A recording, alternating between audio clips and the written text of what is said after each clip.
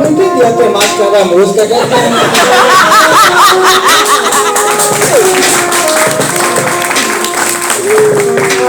Boa noite, pessoal.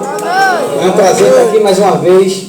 Essa é a minha segunda apresentação diante de uma plateia, diante de pessoas. E eu pensei que eu ia estar um pouco mais soltinho hoje.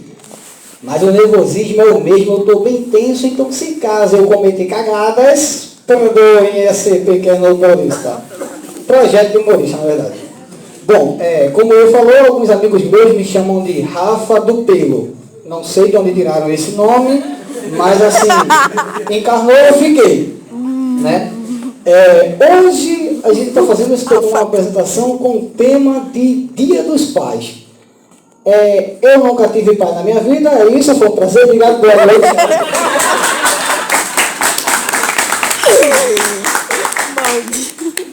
Porque para mim, eu sou basicamente, se eu viesse de coque aqui em cima, era uma fantasia de Afonso Padilha, porque se for partir da premissa do doador lá, do cara que fez a coprodução na fabricação, eu nunca tive pai. Porque minha mãe, ela, como é que eu posso dizer, ainda bem que ela não está aqui para levar um pau.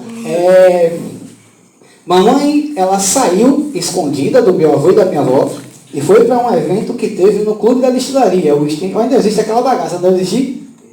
As crianças que têm 12, 13 anos, o Clube da Destilaria é um parque de diversão dos adultos. Ela saiu escondida para ir para o evento lá. E ela pensou, papai está dormindo, mamãe está dormindo, eu posso ir me divertir e voltar e ninguém vai saber que eu saí.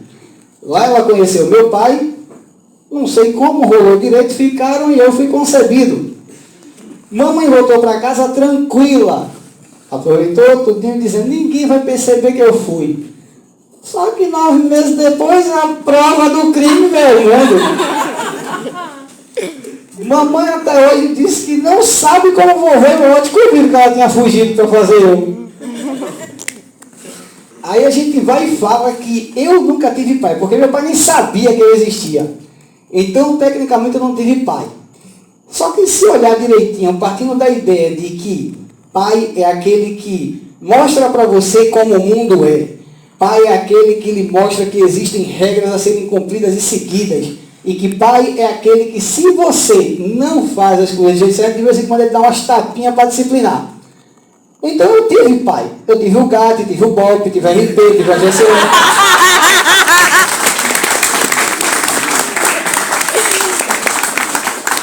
Pai faltou um bocado. Acho que é por isso que os nós chamam o outro de primo, porque o outro apanha de um pai na rua, o outro pai da outro fala, não, porque o pai vai ter mim, então é meu primo. Mas assim, biologicamente eu não tive, mas eu tive a sorte de ter um pai. Porque eu tive o marido da minha mãe, que até eu chamo de painho. Ele, na verdade, é pai do meu irmão. Mas meu pai também, porque eu roubei, eu não estou nem aí, se é seu, é meu, vamos compartilhar. Eu cheguei para o meu irmão e fiz, a partir de hoje seu pai é meu, e se você disser não, eu mato sua peixe-peta afogado. Porque Reginaldo Severino, só de ouvir o nome Severino eu já me cago todo dia. Eu lembro que quando eu fui pedir a minha esposa, para pedir a mãe dela para namorar com ela, eu perguntei a ela, eu vou falar com seu pai para pedir para namorar em casa com você. Ela fez, tá certo, mas eu não tenho pai. Eu digo, facilitou 60%.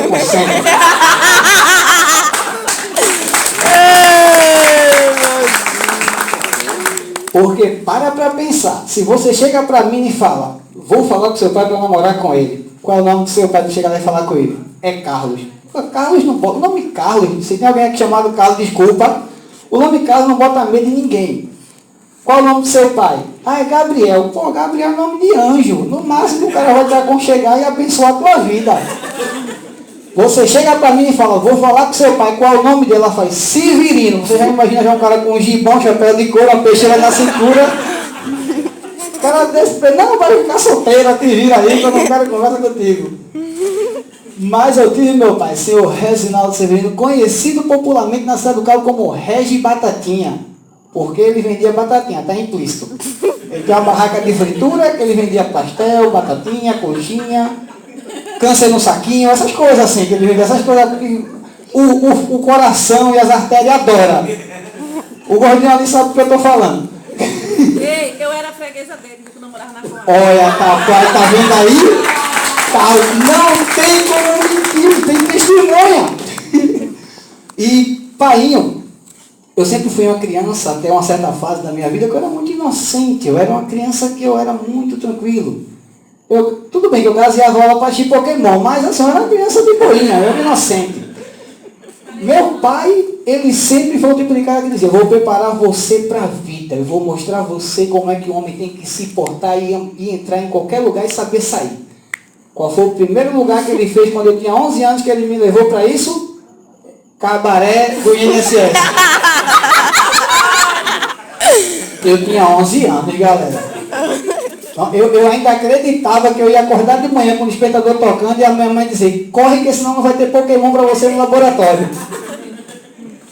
Meu pai me levou a primeira vez para um cabaré. Só que tipo assim, eu era inocente. Ele não, ele tinha uma experiência de vida prolongada. Ele era cliente fiel de lá. Tanto é que quando a gente chegou no lugar, o atendente olhou para ele e falou, a mesma de sempre, Regis?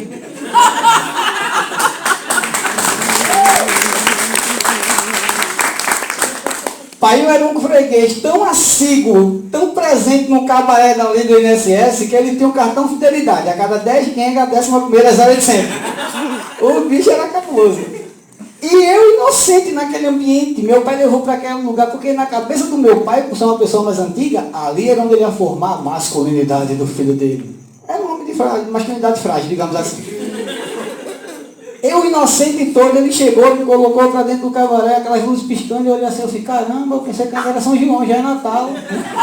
As luzes diferentes piscando. Eu falei, pai, a gente chegou atrasado, ó, o povo já está tudo de baby doll, querendo dormir já.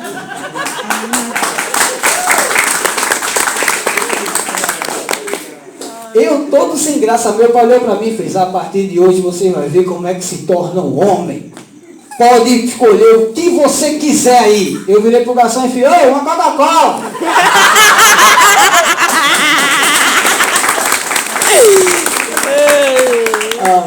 E assim foi o jeito que eu achava que ia formar minha mentalidade para me preparar para a vida. A moça aqui sabe que meu pai era um comerciante, como eu já disse, e tinha uma barraca de frituras.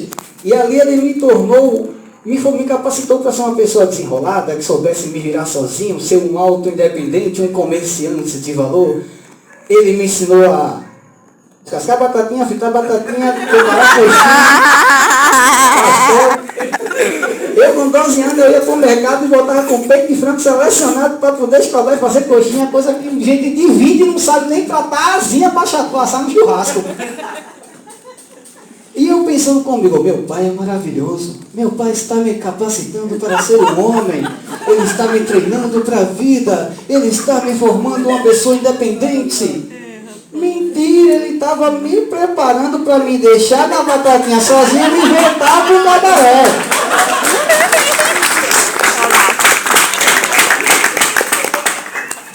Mas assim, uma coisa certa. O homem era um cara que me ensinou na prática o que era prioridade com as coisas, o que você devia ter foco, o que você deveria dar destaque de atenção.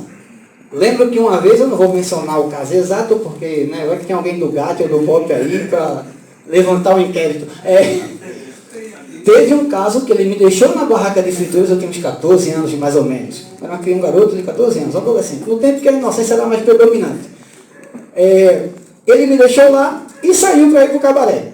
Aí ele falou, olha, fica aí tomando conta de tudo, qualquer coisa quando der horário, se papai não tiver chegado, você fecha tudo, guarda a carroça e me espera chegar.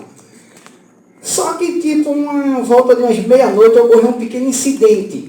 Como é que eu posso dizer? Tem criança aí, ocorreu um abatimento de meliante perto da barraca, mais um pouco afastado. Eu juro que eu pensei que era São João e inauguração de loja, mas era só tiro. Pei para um lado, atrás da barraca de fritura do meu pai, ficava um senhor com aqueles vasinhos de calçada que guarda tudo no isopor, quando termina, mancha tudo e leva embora, que ninguém sabe nem que existiu. Quando ocorreu os tiros que abateram, a pessoa teve um homicídio. Teve realmente. E quando aconteceu, ele fez, Rafa, a polícia já chega, tua barraca está aqui, vão querer que tu seja testemunha. é complicado para você. Fecha a bagaça toda e vamos embora. Eu fechei tudo na carreira, despachei todo mundo, tava botando a batata da mulher, mandei a mulher pra casa do cacete, desse roubo na porra nenhuma. Foi tudo assim, na livre espontânea, crise de pânico, sabe? Normal. Fechei tudo e guardei. A polícia chegou depois de um tempo, olhou, resolveu todo o processo. Enquanto a polícia estava lá vem meu pai. Meu pai vinha tranquilo, ele vinha mais ou menos assim. Ele chegou perto e com aquela voz inebriante dele veio. Aí eu fiz, aqui eu não sei, mas não quero dar pra cá, o senhor foi atropelado por uma carreta.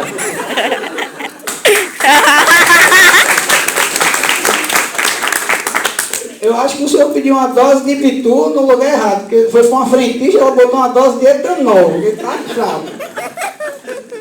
Ele chegou, viu que o rapaz da barraca relatou, aconteceu isso. Meu pai, uma pessoa que, baseado na prioridade do que era importante na vida dele, ele olhou para mim e fez, mas a barraca tá bem, né?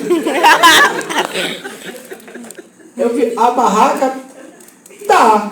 Passou 3 balas perdidas no meu ouvido, eu quase caí aqui, me joguei no chão, estou todo sujo aqui, pode.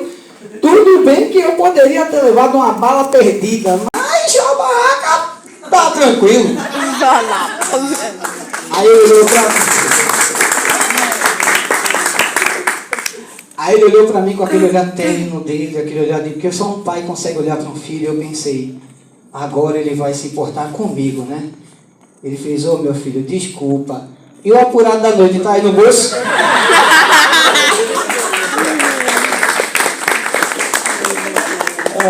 Mas, querendo ou não, são as coisas da vida. Eu, como eu disse, eu cresci sem um pai biológico, mas Deus me abençoou com o pai que foi do meu irmão, que eu roubei para mim, como eu já disse, e vários outros pais na rua. Infelizmente, um deles não está aqui agora. Eu queria fazer uma pequena homenagem para ele, mas infelizmente ele não está. A vida me trouxe pessoas na rua que me ensinaram que roubar fruta do quintal dos outros, por mais que você tenha tentado, é feio, e se o dono pegar, você pode levar um pau até mudar de cor. Um deles me ensinou que você deve sempre seguir o caminho da retidão e nunca fazer nada de errado com ninguém. Mas tenha a ciência de que você vai ser o trouxa que vai ser feito de otário por quem não seguiu esse conselho. E todo mundo que me conhece de pequeno para cá, sempre olhava para mim e dizia que eu não seria um bom pai. Eu não acho que eles erraram muito não, porque eu não chamo meus filhos de filho, eu chamo eles de sobrevivente, porque menino, eu devia ter dado o nome desse aqui de Indiana Jones, porque ser meu filho é uma aventura que menino era melhor passar no corredor cheio de armadilha com uma bola de pedra rolando atrás dele, porque meus 2 filhos estão aqui, 2 maravilhas da minha vida, que eu amo demais, minha esposa é maravilhosa. E assim, meu pai, por mais que ele tenha sido, como é que eu posso dizer? Digamos que o Conselho Tutelar não apoiaria a metodologia exploratória que meu pai teve comigo.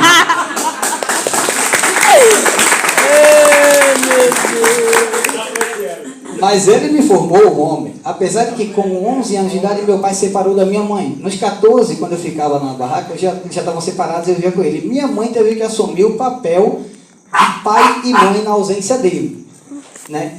Eu lembro que uma vez a gente estava no meio da rua e mamãe, a gente sabe que toda família tem o policial bom e o policial mau. O bom é a mãe, geralmente o mau é o pai.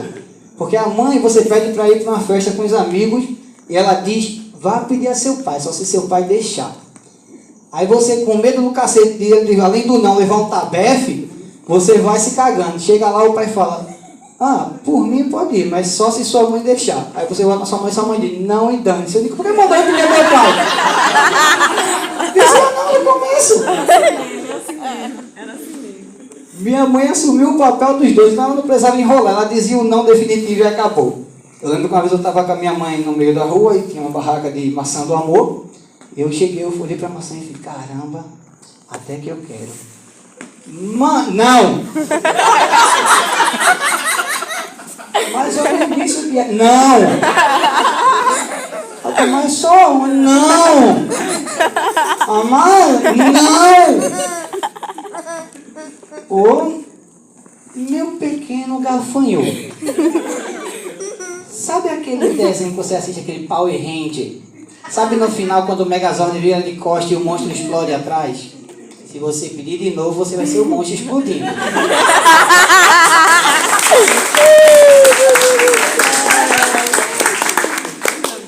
Eu vou presa, mas um advogado me solta. Mas pra onde você vai? O IML vai ter que apanhar você do chão com um aspirador de pó. Nem queria. Deixa eu aqui com o meu Big de 5 centavos. Mas assim, graças a Deus eu tive uma boa criação, minha mãe foi maravilhosa, meu pai postiço, que eu chamo até hoje de pai, e onde eu vejo eu peço bênção, e o pessoal olha para ele, branco da cor de papel, cabelo liso, fino, não dá uma volta, o olho claro, olha para mim pedindo bênção para ele e faz...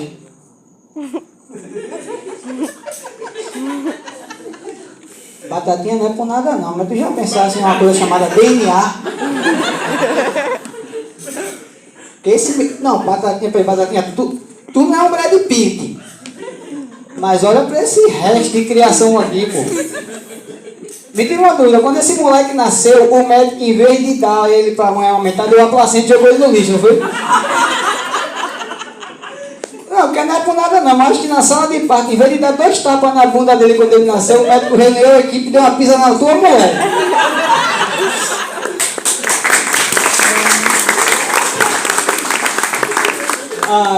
E por mais que eu tenha estado nervoso, pessoal, eu quero desejar a todos aqui que são pais, as mães que são pães, atrasado, porque eu acho que meu relógio está um pouco adiantado, porque eu pensei que era começo de agosto, mas já é final.